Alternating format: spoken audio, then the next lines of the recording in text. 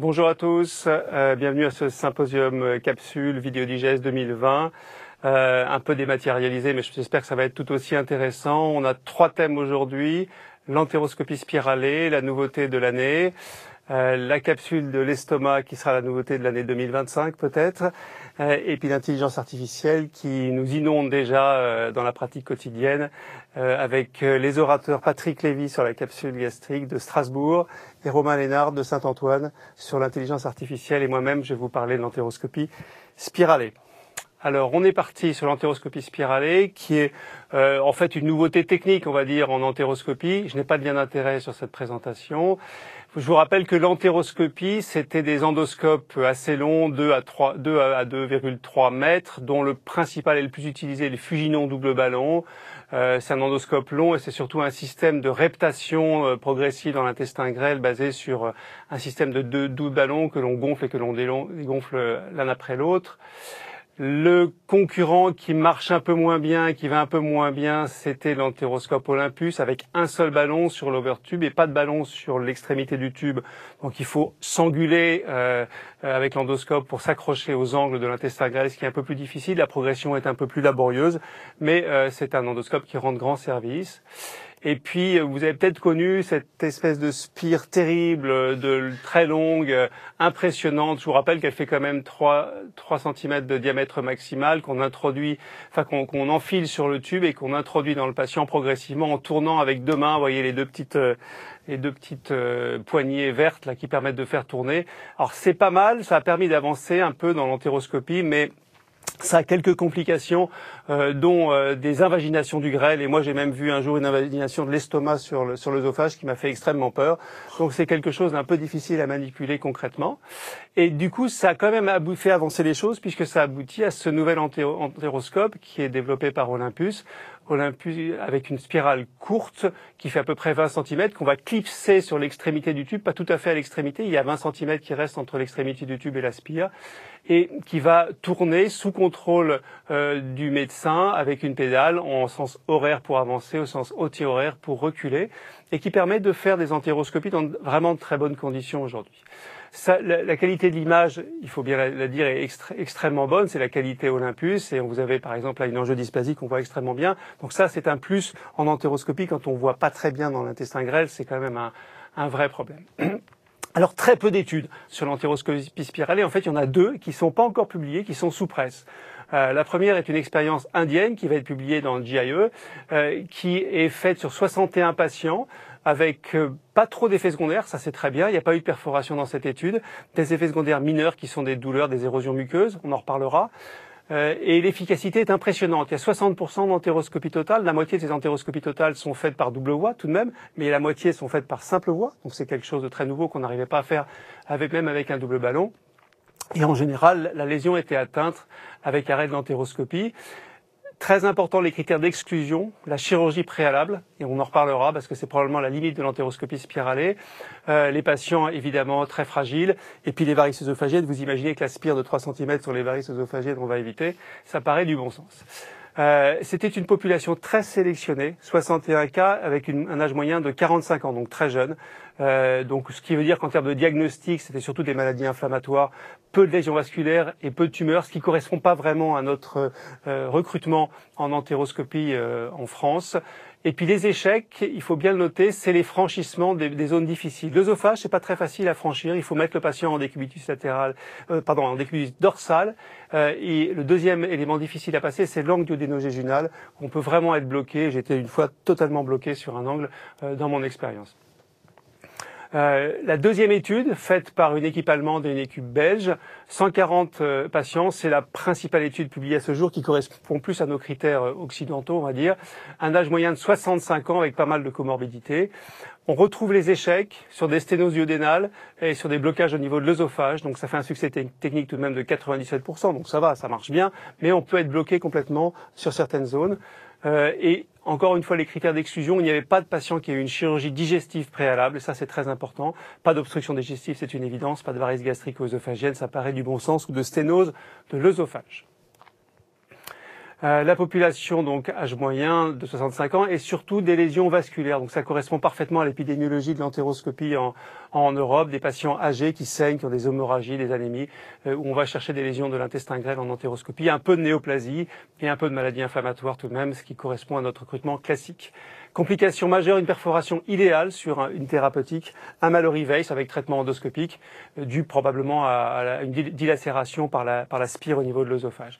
Et puis beaucoup de lacérations digestives, c'est assez classique, c'est pas très grave, c'est une histoire d'expérience aussi parce qu'on peut éviter ces problèmes et des douleurs prolongées post-geste, un peu de fièvre. Ça, c'est des patients, je vous montrerai des images où la spire a tourné pendant un certain temps au même endroit et a un petit peu abîmé la muqueuse. Ça explique les choses. Alors sur Édouard Herriot, on a commencé en juin, donc on n'a pas une énorme expérience, on a fait 11 patients. Il y a deux catégories. Il y a les syndromes familiaux, qu'on a beaucoup à Lyon, Peutz-Jeghers, maladie de Lynch, où des patients ont toujours été déjà opérés au niveau digestif plusieurs fois. Et là, on a toujours eu du mal à progresser. On a eu 2 échecs de progression jusqu'à la lésion recherchée, un succès. Le Lynch, on s'est complètement manqué sur un franchissement du trace qui était quasiment impossible. On s'est rendu compte en péropératoire qu'en fait, il y avait une angulation très importante du trace qu'on ne pouvait pas franchir. Et tout ça pour aller chercher un petit léiomiome idéal, très gentil, et qu'on avait vu sur la capsule et qui quand même nous stressait un peu depuis quelques années. Et puis l'autre population, c'est les patients qui ont un saignement, c'est le grand classique, saignement chez les patients plutôt âgés ou parfois un polype vu en capsule sur un bilan d'anémie chez les personnes un peu plus âgées. Là, on a une progression qui est remarquable et c'est vraiment une expérience un peu unique en entéroscopie parce qu'on va faire l'entéroscopie jusqu'à la lésion en gros une demi-heure, où on va faire les 2/3 de l'intestin grêle en progressant. C'est très impressionnant. C'est très utile quand on trouve la lésion et on rentre un peu dans le problème de détecter les lésions vasculaires dans l'intestin grêle. Chez les patients qui saignent, en général, on trouve la lésion très bien et on l'identifie et on va pouvoir la traiter. Quand le patient ne saigne plus, soit il y a une angiodysplasie très claire ou un hémangiome, mais on va le trouver, soit il n'y a pas de lésion parce que c'est une sorte de Dieu la foi avec une lésion vasculaire qui est sous-muqueuse et on ne retrouve rien et on a un intestin grêle normal. Ça m'est arrivé lundi et malheureusement, il faut attendre que le patient ressaigne pour identifier la lésion. Donc clairement, l'entéroscopie spiralée, c'est un vrai mieux.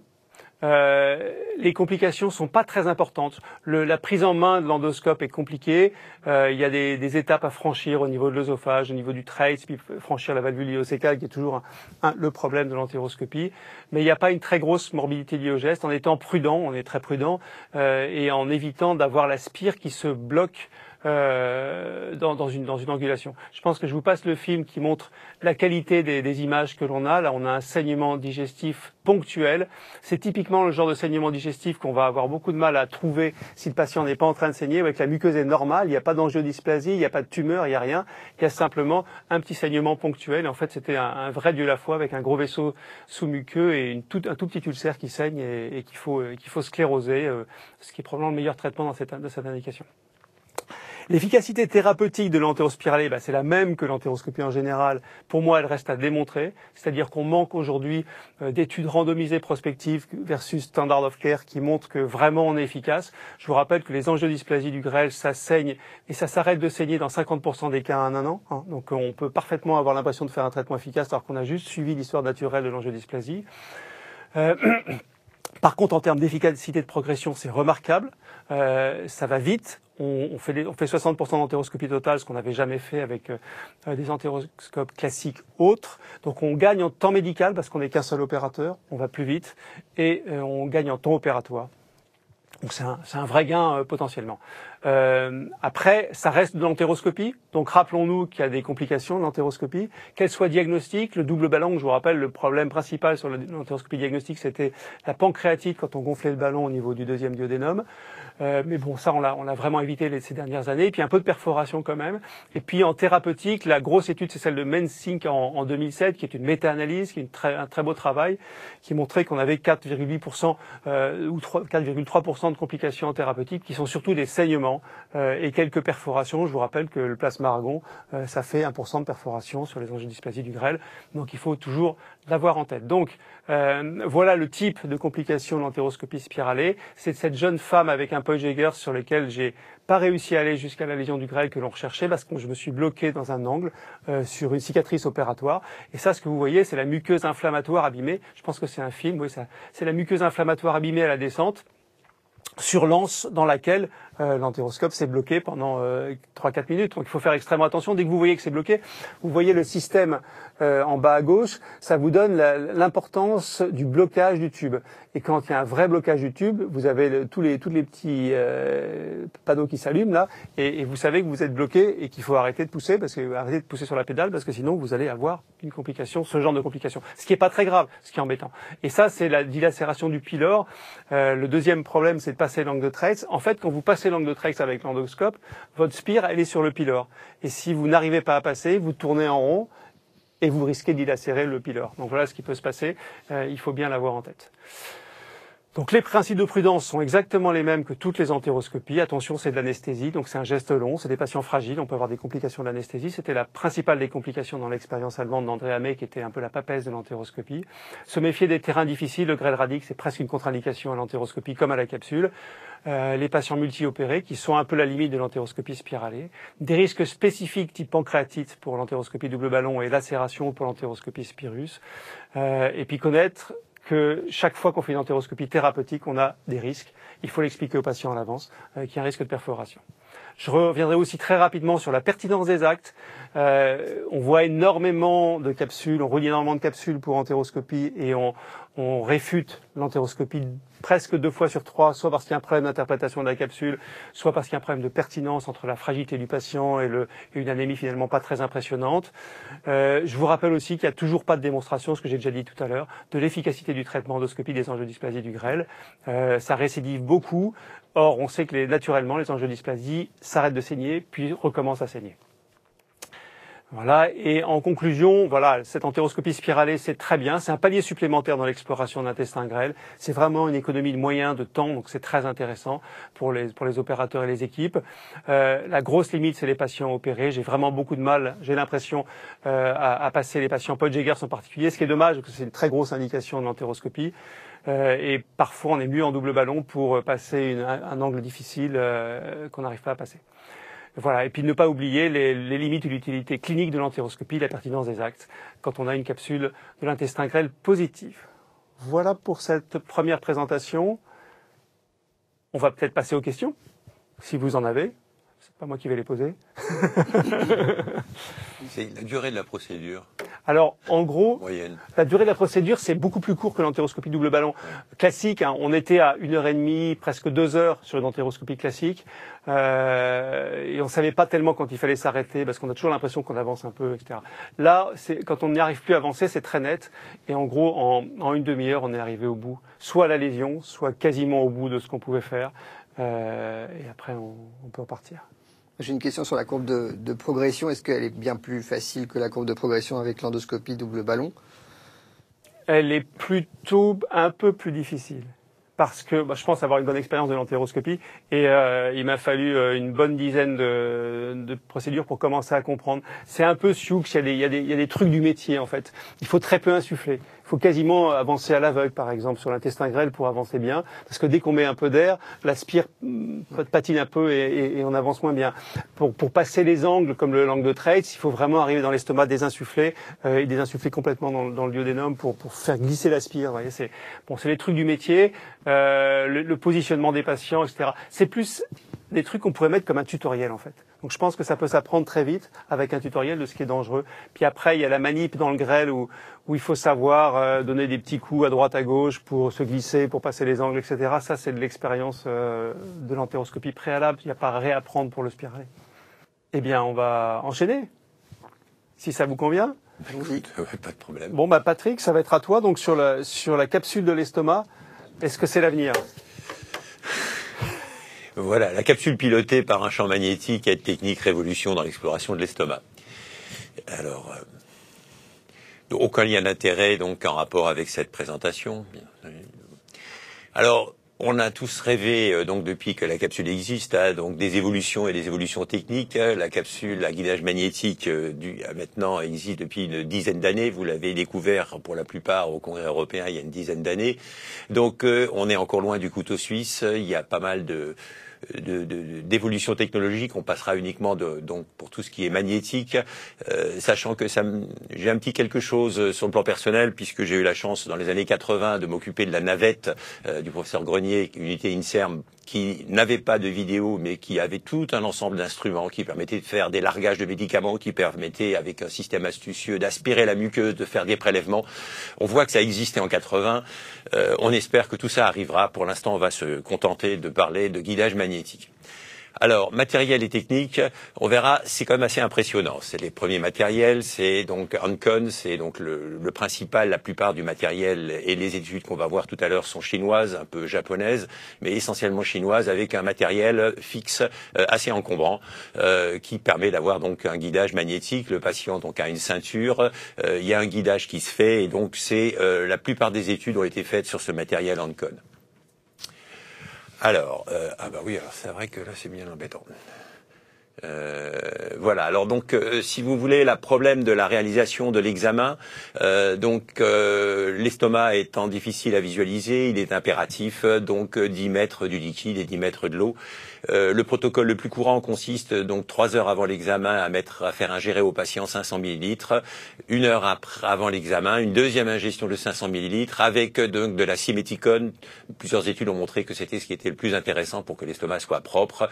La pronase granule, c'est un peu moins intéressant sur le plan pratique, mais l'important étant de distendre l'estomac avec un liquide et de l'eau en particulier, de mettre du siméticone pour que la qualité de l'image soit la meilleure possible.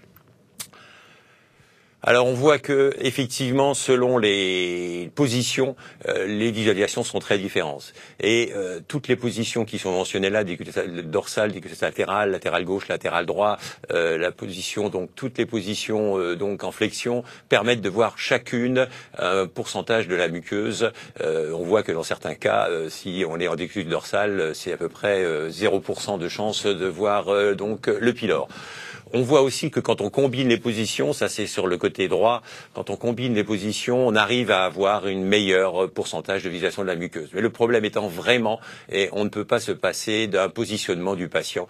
Comme pour une endoscopie, le patient peut pas être tranquillement en ligus latéral. On va avoir des visions très différentes des différents segments et il risque donc de louper des lésions. Voilà. Alors on voit que le matériel n'est absolument pas donné. C'est un prix en livres, peu importe. Donc ça fait quand même des grosses sommes pour le prix du matériel, pour ces premiers matériels, avec un prix de maintenance. On voit que effectivement les consommables c'est effectivement tout à fait négligeable, et donc ça pose quand même un problème d'investissement qui n'est pas négligeable. Voilà. L'apprentissage, donc la firme s'engage à former quelqu'un en une quinzaine de jours. Un seul opérateur suffit. Donc il y a un temps de lecture, il y a un temps d'examen qui dure environ 30 minutes, avec un temps de lecture des lésions après qui dure encore un quart d'heure. Donc on a quand même une procédure qui n'est pas tout à fait courte, et on va voir un petit peu les résultats. Alors la progression, il n'y a pas que le guidage magnétique. On voit là, il y a un guidage avec un petit système qui permet de nager dans le liquide. Beaucoup d'autres, des bras articulés. On est plus dans la recherche et on est très loin de la pratique et du guidage magnétique. Ce sont les matériaux que vous connaissez un petit peu, l'Hancon qu'on vient de voir, 2 autres matériels moins souvent utilisés, et puis en bas à gauche, c'est la capsule Olympus avec donc un matériel Siemens qui avait donc été montré lors du congrès européen où chacun d'entre nous avait pu un petit peu s'exercer et à découvrir le guidage magnétique il y a quand même maintenant une dizaine d'années. Alors ça c'est le dernier, enfin c'est un des plus intéressants, c'est le processus Mirocam avec un real time. Donc l'écran en real time permet donc de voir directement la capsule. Le matériel, on le voit, est quand même beaucoup moins encombrant et ça permet effectivement d'obtenir un guidage magnétique de la capsule. Capsule Mirocam dans le cas particulier. Alors, l'apport diagnostique de cette technique. Donc, une première étude avait été faite tout de suite en 2011 suite à la sortie franco-japonaise où Jean-François Ray avait travaillé sur 85 patients et montré quand même un certain nombre de problèmes. Donc, il y avait eu 68% de lésions identifiées, 17 faux négatifs, des faux positifs également. Cette première étude préliminaire avait permis de montrer que en fait l'estomac doit être propre. Autrement la vision est relativement mauvaise. Il faut une dilatation, c'est indispensable. Il faut mettre de l'eau en quantité suffisante et avoir une analyse stricte et rigoureuse des différentes positions pour positionner et voir effectivement la totalité de l'estomac. Donc une des premières grandes études effectuées avec le matériel Oncon qui date donc de 2014 sur 350 patients, donc à comparer la vidéocapsule magnétique à l'endoscopie, avec une préparation somme toute globalement similaire avec ce qu'on en a vu tout à l'heure. Alors les résultats effectivement donc sont quand même sur 350 patients par rapport à l'endoscopie assez bons, avec donc on le voit donc une sensibilité, une spécificité qui atteignent les 90% sur l'ensemble des lésions. Il faut savoir que les problèmes qui sont effectivement les faux, alors on va voir là maintenant, ce qui est intéressant c'est d'étudier les faux négatifs et donc les faux positifs, donc les faux négatifs avec les lésions traditionnelles, ulcères, polypes, etc., lésions sous-muqueuses, et on voit que 50% donc de ces 10 cas des faux négatifs étaient dus à des lésions qui avaient moins de 5 mm et qui étaient donc, on le sait, dans une région difficilement visible de façon parfaite, c'est le fundus. Pour les faux positifs, c'est toujours intéressant de voir également endoscopie et capsule, parce qu'on arrive à trouver un certain nombre de lésions à la capsule. Et sur les 13, en fait, une endoscopie secondaire, donc une deuxième endoscopie, on a été retrouvé 11. Donc on voit là aussi que, en fait, finalement, la capacité diagnostique de la capsule est quand même intéressante. En passant, on voit quand même les images.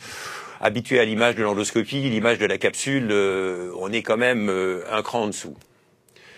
Alors, donc cette étude pour les néoplasies et les néoplasies superficielles, puisque c'est le champ d'action évidemment essentiel de cette vidéocapsule magnétique, est utilisée surtout évidemment donc en Chine, au Japon, vu la fréquence des lésions gastriques. On voit là aussi donc une sensibilité donc par patient, par lésion, vraiment très intéressante, qui est donc dépasse également les 90% avec tout un ensemble de lésions.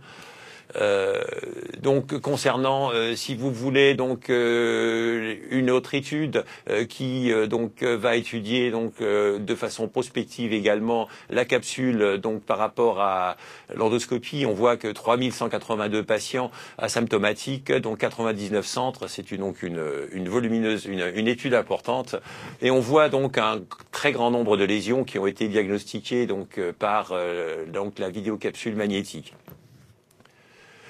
Donc l'impact sur le temps de transit de la capsule, donc on voit que la capsule guidée de façon magnétique permet dans certains cas, on pense effectivement à la gastroparésie diabétique, à tous les retards d'évacuation donc au niveau de l'estomac, de l'intérêt de pouvoir guider une capsule pour améliorer l'exploration du grêle dans un deuxième temps.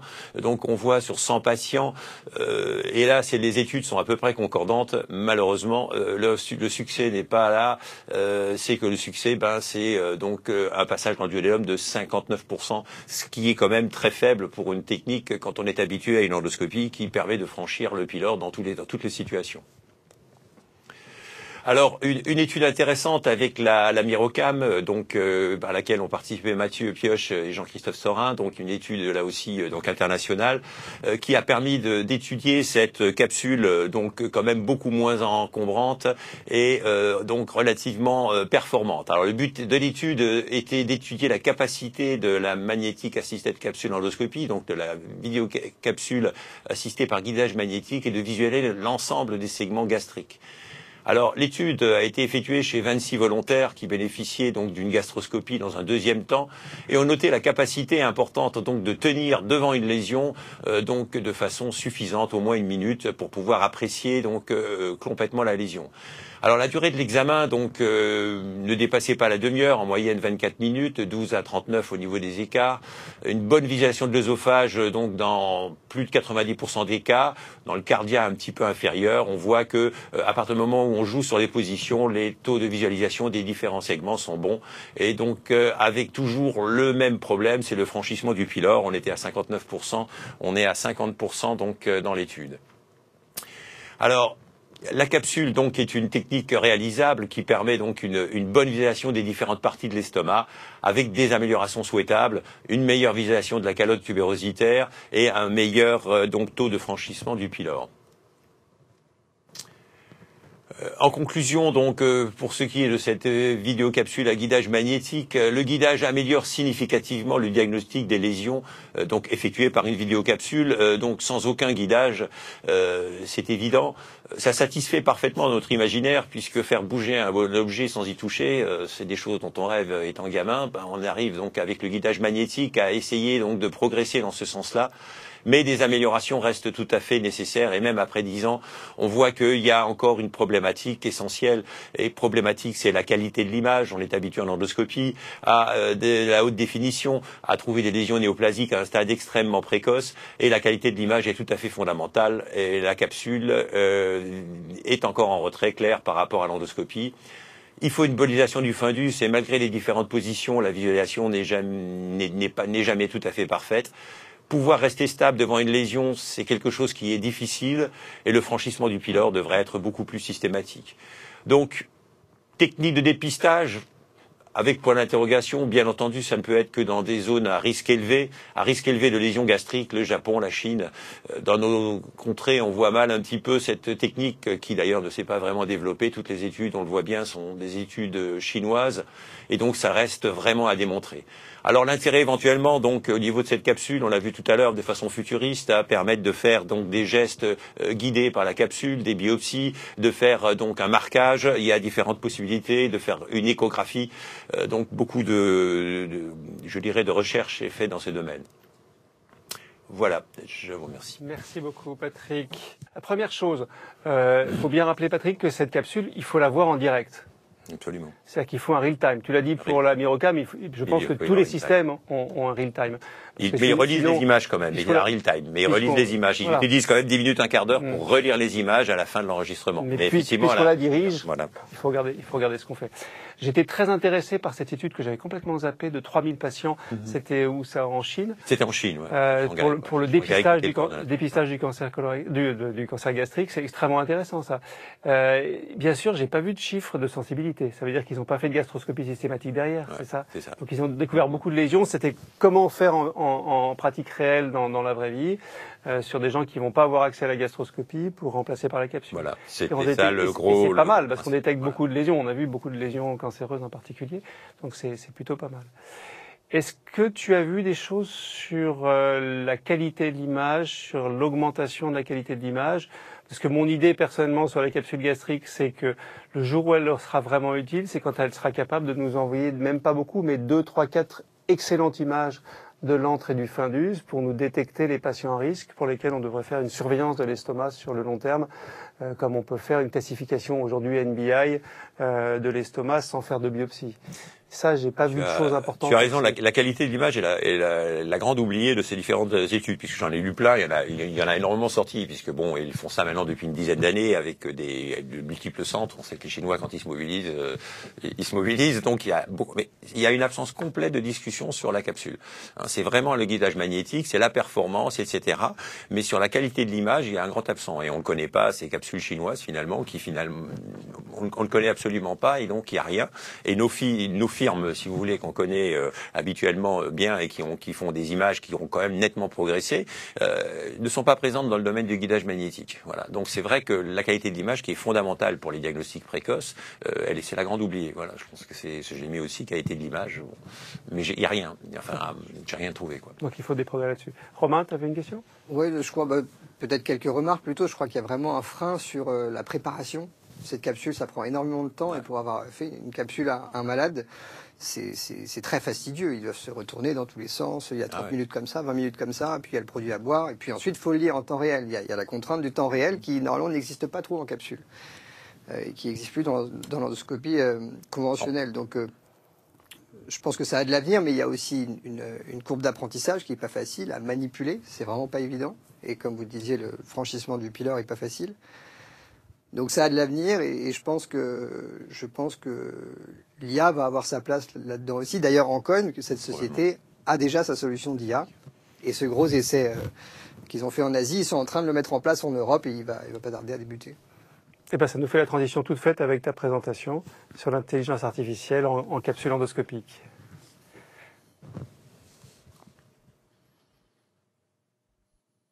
Allez. Alors, je suis très heureux de vous parler de l'apport de l'intelligence artificielle sur la détection et la caractérisation des lésions de l'intestin grêle. Voici mes liens d'intérêt. Alors, quelques principes généraux pour commencer. Déjà, quels sont les domaines de l'IA en médecine clinique? Il y en a deux grands. Il y a le big data. Donc, ce sont ces mégadonnées qui vont dépasser complètement les capacités humaines d'analyse. Et l'IA va pouvoir faire des choses incroyables, des études épidémiologiques, de la prédiction diagnostique. Et le deuxième grand domaine qui nous intéresse plus, nous, endoscopistes, ça va être le traitement des signaux et notamment des images, parce qu'en endoscopie, on traite des images. Un petit peu de vocabulaire. L'IA, c'est vraiment un terme générique qui va englober le machine learning que tout le monde connaît, qui se décompose en méthodes un peu artisanales, qui sont petit à petit abandonnées, et le deep learning. Le deep learning, c'est une sous-catégorie du machine learning qui a besoin évidemment d'un grand nombre de données et qui va avoir des performances, on va le voir, assez édifiantes. Donc, on peut faire deux types d'apprentissage. L'apprentissage non supervisé, c'est-à-dire qu'on nourrit la machine, mais on ne lui dit pas qu'est-ce que c'est, qu'est-ce qu'on recherche. Et le deuxième apprentissage, c'est supervisé, c'est-à-dire que là, on nourrit la machine, mais on lui dit, ça c'est un polype, ça c'est une angiodysplasie, pour affiner les performances. Et puis, il y a l'apprentissage actif, évidemment, qui se fait en fonction, quand le programme continue d'apprendre par essai, par erreur, et après la phase de training initiale. Alors, comment ça marche? L'IA, déjà, faut toujours se rappeler qu'il y a une phase d'apprentissage. C'est indispensable pour apprendre à la machine à reconnaître une lésion, et c'est la phase préliminaire. Ensuite, il y a la phase de tuning qui s'est développée, qui permet d'affiner un peu les performances de l'algorithme pour ensuite arriver à la phase de test et pour enfin prendre une décision binaire. Donc, tout le monde a déjà entendu parler des réseaux de neurones. C'est ce que tout le monde utilise dans le deep learning. Et les réseaux de neurones, pour faire simple, c'est une sorte... c'est inspiré des synapses du système nerveux, en fait, parce que c'est une succession de couches de neurones qui ont des fonctions différentes. Et en fait, chaque image va être analysée. Les caractéristiques de l'image vont passer dans ces différentes couches qui ont des fonctions différentes. Elles sont reliées et à la fin, on prend une décision. Est-ce que oui ou non, par exemple, dans cette image, il existe une angiodysplasie? Donc en pratique, ça donne ça. Du deep learning, on a enseigné sur cette image à repérer les voitures, il les repère très bien, on a enseigné à repérer le feu rouge derrière, le vélo, la personne sur son vélo, mais en revanche, vous voyez que les fleurs à l'avant du vélo ne sont pas repérées, parce que on n'a pas nourri l'algorithme en disant « tiens, ça, ce sont des fleurs ».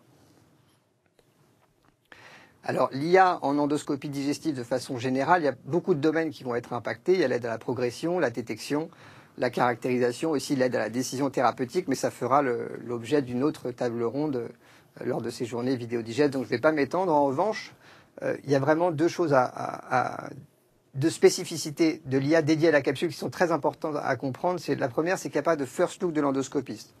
C'est-à-dire que contrairement en coloscopie, il n'y a pas d'opérateur qui examine en temps réel et qui caractérise en temps réel en parallèle de l'IA. En capsule, on ne va pas avoir le droit à l'erreur avec l'IA. Donc, c'est vraiment une des spécificités. Et la deuxième, c'est, je l'ai déjà dit, il n'y a pas de contrainte de temps. On va pouvoir faire mouliner des heures et des heures nos algorithmes s'il faut pour détecter les lésions en capsule. Donc, un bref rappel sur la vidéocapsule. Ça fait 20 ans maintenant qu'elle est née, cette capsule. Ça a révolutionné l'endoscopie diagnostique et c'est un petit dispositif qu'on avale. Et c'est de très belles images. Et en 20 ans, en fait, on se demande qu'est-ce qui s'est passé, mis à part peut-être la qualité d'image qui s'est vraiment améliorée avec les différentes générations de capsules. Mais qu'est-ce qui s'est passé, nous, dans notre pratique de médecin? En fait, pas grand-chose. Pas grand-chose parce que c'est toujours un enregistrement très long, 8 à 10 heures. Il y a 15 000 images à lire. C'est 30 à 40 minutes pour nous, gastro-entérologues, de lecture. Et puis, il y a toujours ce risque d'erreur, de lésions manquées. Et puis, je vous rappelle qu'une capsule, elle est normale dans à peu près 60% des cas. Donc, c'est beaucoup d'images normales qu'on va lire. C'est énormément de temps consacré à cette lecture. Donc, l'intelligence artificielle à l'étage du grêle, c'est maintenant, je crois qu'il faut y aller. Et je vais décliner cette présentation en 3 points. D'abord, les données en IA. Dans un deuxième temps, la propreté en capsule. Et puis, dans un troisième temps, la détection et la caractérisation des lésions en capsule. Alors, avant tout, il faut se poser la question de quoi a-t-on besoin? Quels sont nos besoins? Quelles sont les problématiques? Je crois que l'IA, c'est comme une bonne recette de grand-mère. Je crois qu'il faut une bonne base de données. Dans l'IA, il faut des bonnes données si on veut faire de la bonne intelligence artificielle. Donc, je me permets de vous représenter cette étude, cette banque de données française multicentrique qui s'appelle 4CAP, qui est composée maintenant de plus de 25 000 images. Et la force de cette banque, c'est qu'on a délimité de façon précise chaque lésion, ce qui a permis de faire un apprentissage assez spécifique pour affiner les performances. Alors dans un deuxième temps, comment on va pouvoir se servir de l'IA en capsule? Je crois que c'est assez évident quand on voit ces deux images. À gauche, vous avez une capsule qui est propre, à droite, une capsule sale. Je crois qu'il y a un vrai besoin là. Il va falloir évaluer la qualité de la préparation en capsule, parce que à ce jour, on a le score de Brotz, que je vous détaille ici, qui est un critère composite avec 3 scores, mais dont la variabilité, que ce soit intra ou inter-observateur, en fait, elle est très médiocre. Les lecteurs de capsules ne sont pas d'accord entre eux. Donc je crois qu'il y a un premier objectif de l'IA, ça va être d'établir le Boston de la capsule. C'est une évidence. Il faut évaluer la qualité de la préparation en capsule, il faut qu'on développe ce score standardisé et reproductible, il faut intégrer ce score dans le compte-rendu et que ce soit un critère de qualité. Et ça émane d'ailleurs des dernières recommandations de l'ESGE qui ont été publiées en 2019. Ils veulent un score reproductible, standardisé, pour l'évaluation de la qualité de la préparation en capsule. Alors on a fait quelques travaux préliminaires initialement, un peu avec la méthode artisanale du machine learning pour détecter les bulles, puis le ratio rouge-vert, puis la luminosité. Ça a abouti à quelques travaux et notamment un brevet européen. Il y avait déjà des bonnes performances diagnostiques, mais on a rapidement abandonné ça pour se concentrer sur le deep learning, avec cette étude qui est soumise à endoscopie et une grosse méthodologie que je détaille à gauche dans le flowchart, parce que la force de cette étude, c'est que dans la phase initiale et dans la phase de tuning, on a regroupé des experts en capsule qui se sont mis d'accord, ils ont évalué de façon consensuelle la propreté des images et des vidéos entières et les ont classées de forme adéquate ou inadéquate sur la préparation. Ces vidéos, elles étaient extraites de l'essai français Prépintest. Et donc, vous voyez que dans la phase de validation, on a, à partir de 78 vidéos, obtenu des performances assez bonnes, puisqu'on a une sensibilité de 90%, une spécificité de 83%, et surtout un temps moyen de calcul de 3 minutes. Et pour illustrer un petit peu comment ça marche, cette IA, vous voyez à droite, en haut, une image adéquate avec quelques petites bulles là-haut qui sont saisies par l'algorithme, et puis en dessous, une image inadéquate, sale, et vous voyez que l'algorithme repère très bien les dépôts dans le grêle. Alors les apports de l'IA dans le domaine de la préparation, ça va être avant tout quand refaire une capsule. En coloscopie, on sait quand refaire une capsule. En capsule, pas du tout. En coloscopie, on sait quand refaire une coloscopie. En capsule, pas du tout. Donc il va falloir définir un seuil à partir duquel une capsule sera considérée comme non interprétable. Ça me paraît être vraiment nécessaire. On va pouvoir, grâce à ces outils, standardiser la préparation et comparer surtout les différentes préparations avec cet outil qui sera reproductible. Et puis après, mener des essais cliniques fiables. Et enfin, la troisième problématique, à quoi va pouvoir nous servir l'IA, que va pouvoir faire l'IA? Je crois que c'est une évidence qu'il faut que l'IA permette de détecter et de caractériser de façon automatique les lésions, parce que ça prend un temps fou, et puis on peut passer beaucoup de temps à détecter ces lésions. Et ça, je vous mets cette photo, parce que quand on a fait la banque de données française 4CAP, on a été vraiment surpris de la richesse de sémiologie, c'est évident, mais surtout que chaque médecin avait son propre lexique, en fin de compte. Les gens appelaient des lésions des angiodysplasies, d'autres appelaient la même lésion une télangiectasie. Donc en fait, personne ne parle la même langue, et ça c'est un gros problème. Donc un des travaux préliminaires pour enseigner l'IA, c'était de se mettre d'accord sur les lésions. Et donc on a fait 2 travaux internationaux de standardisation de nomenclature et de description de ces lésions qui étaient illustrées. À gauche, on a travaillé sur les lésions vasculaires, et à droite sur les lésions inflammatoires de la maladie de Crohn. Et à partir de ces études, on a pu enseigner aux algorithmes à reconnaître telle ou telle lésion. Donc, concernant la détection des lésions vasculaires, il y a eu cette étude qui a été faite à Saint-Antoine avec une grosse banque de données d'angiodysplasie typique. On a entraîné sur 300 angiodysplasies et 300 images normales, puis on a testé sur une autre banque identique. À gauche, vous avez l'image native d'une angiodysplasie vraiment typique, à droite son masque, et puis successivement c'est la détection automatique de l'IA de cette angiodysplasie. Donc vous voyez qu'on a de très bonnes performances avec une sensibilité de 100%, une spécificité de 96%, et surtout l'algorithme fait tout le temps la même chose, il y a une reproductibilité parfaite. Concernant la détection des lésions inflammatoires, il y a cette très belle étude des Japonais qui a été publiée en 2019, avec à nouveau dans l'IA une phase de training sur plus de 5000 images. Ils ont annoté chaque image, ils ont créé leur vérité de terrain de façon consensuelle pour ensuite la tester sur 400 images et 10 000 images normales. Et vous voyez qu'ils ont des très belles performances à nouveau avec une sensibilité de 88% pour la détection des lésions inflammatoires et une spécificité de 90%.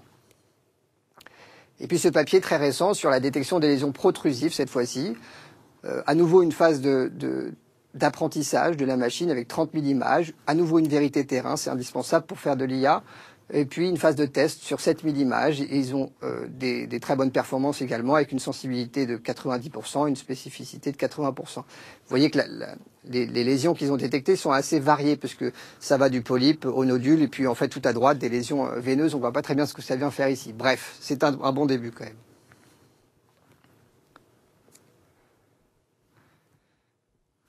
Alors, je me permets de vous mettre ici une petite preuve de concept pour illustrer un peu les propos.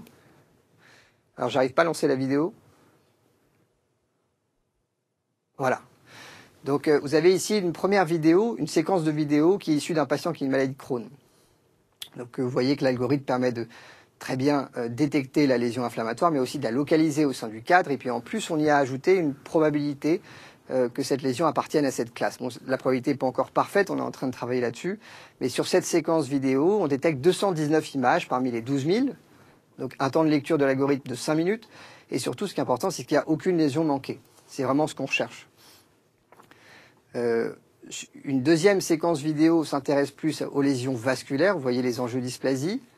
À nouveau, elles sont très bien détectées, très bien localisées. Sur cette séquence vidéo, on détecte 121 images. Avec un temps de lecture de 5 minutes. Et à nouveau, sur ce patient, il n'y avait aucune lésion manquée. Alors, ce sont des résultats préliminaires, c'est à prendre avec des pincettes, mais chaque vidéo contenant à peu près 12 500 images, aucune lésion manquée, on se rapproche d'une sensibilité de 100%. Avec une détection de 1 à 2% des images, qui sont souvent pour la plupart des faux positifs, que nous ressorte l'intelligence artificielle, ça donne une spécificité qui tourne autour de 98-99%. Donc, en moyenne, 170 images détectées, une réduction du nombre d'images à lire de 98 à 99%. Ça serait bien. Bon, on s'est amusé à faire un scénario un peu catastrophe, si on peut l'appeler comme ça. Qu'est-ce que c'est le scénario catastrophe? C'est, vous prenez 130 vidéos normales, absolument normales, et puis dans chaque vidéo, vous intégrez une image. On a intégré une image normale, une image vasculaire ou une image inflammatoire dans chaque vidéo. Et vous voyez que quand on a intégré 39 images vasculaires sur 40 vidéos, on en détectait 39 sur 40. Pour les lésions inflammatoires, on a détecté 30 lésions sur 40, on en rate 10. Et pour les lésions normales, on a 3 fausses détections sur 50 images avec un temps de lecture de 5 minutes. Donc c'est pas parfait, c'est sûr. C'est préliminaire, mais il faut se rappeler que dans une capsule, on voit souvent plusieurs fois la même image. Donc la succession d'une image pathologique permet souvent de la rattraper. Donc, voilà comment l'IA va s'en sortir. Et puis il y a ce gros travail qui nous vient de Chine, qui est une étude absolument très importante, qui a été publiée l'année dernière sur 7000 patients, 77 centres, une phase d'apprentissage de 160 000 images provenant de 2000 patients, une phase de test sur 5000 patients, c'est vraiment majeur comme papier. Et ils ont comparé la lecture IA versus œil humain, et voici les résultats qui sont édifiants avec l'algorithme qui a une sensibilité de 99,88% et un temps de lecture de 6 minutes. À côté, les gastro-entérologues ont une sensibilité de 74% et un temps de lecture de 96 minutes. Alors pourquoi 96 ? Évidemment, pour comparer à l'IA, il a fallu qu'ils annotent chaque lésion identifiée, même si la lésion était vue de façon successive, sur plusieurs images. Donc ces résultats, les résultats de cette étude un peu plus en détail, avec en bleu, vous voyez la lecture par les gastro-entérologues et en orange, la lecture par l'algorithme. À gauche, ce sont les lésions pathologiques et à droite, les normal variants. Donc vous voyez qu'il y a une différence significative sur le taux de détection des lésions pathologiques en règle générale et évidemment aussi sur les normal variants, mais c'est probablement parce qu'en fait les gastro-entérologues ne décrivent pas ces lésions qui sont normales et qui n'ont aucun impact thérapeutique. Un peu plus dans les détails, vous avez le nombre d'images à lire, à nouveau en bleu, la lecture par le gastro-entérologue, et en orange, la lecture par l'algorithme. Donc on réduit de façon considérable le nombre d'images à lire, et à droite, c'est le temps de lecture. On réduit à nouveau de façon considérable le temps de lecture grâce à cet algorithme. Alors les perspectives, quelles sont-elles? Eh bien, je crois avant tout que c'est d'établir un score de propreté. Ça paraît majeur. Il faut qu'on ait un Boston de la capsule grâce aux outils de l'IA. On va pouvoir par la suite détecter, segmenter et caractériser les lésions. Et puis enfin faire des essais cliniques de validation qui sont fiables avec des outils standardisés de mesure et d'évaluation.